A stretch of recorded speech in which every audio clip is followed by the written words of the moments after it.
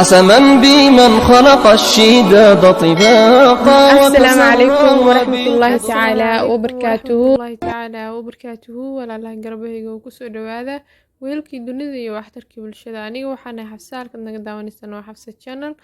Barnaamijkan waxaa idin soo gudbisay islaaniga walaashin Xafsa. Soo dhawaada meel kasta aad joogtiin daafaha caalamka iyo gobolada Soomaaliya. Insha Allah waxaan rajeynayaa in caafimaad ku tahay. Aniga waa fiican alxamdulillah. Waxay noo soo socdaa kitaabkeena imtixaanaha ah ee la magac baxay Baro Boqol Xadiis si yeeshe intaan u gudgalin darsigeena maanta. ugu horeyn haddii ay tahay markii ugu horreysay channelka soo booqatay please subscribe saar, haddii aad nolol joogto like saar, u share garee asxaabtaada.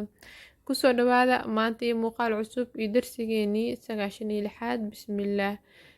عن عثمان بن عفان رضي الله عنه قال قال النبي صلى الله عليه وسلم خيركم من تعلم القرآن وعلمه. رواه البخاري. عن عثمان بن عفان رضي الله عنه قال قال النبي صلى الله عليه وآله وصحبه وسلم خيركم من تعلم القرآن وعلمه. رواه البخاري. نبينا نبدلينا حديث كركيسا هاتي وحو دهاي خيركم من تعلم القرآن waxaa idinku kheyr badan midka qur-aanka bartay suma haddana kadib wacalamahu dadka sii baraya oo dadka baray oo sii gudbiyay.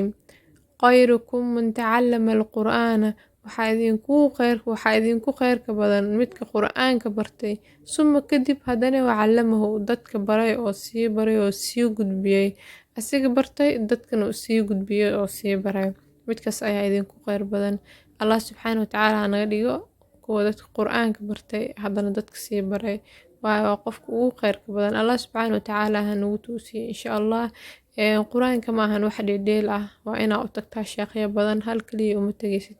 waa inaa u tagtaa sheekhyo badan oo kaa dhageysta arahaya masaxanahaya sheekho, mid kale aadaa masaxanaha, mid kale aada yacni kuwo badan ay kaa dhageystaan.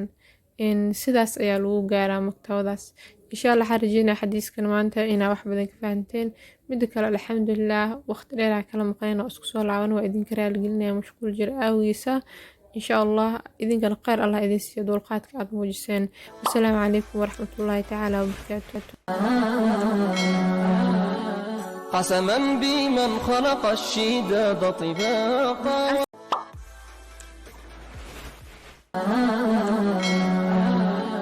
قسما بمن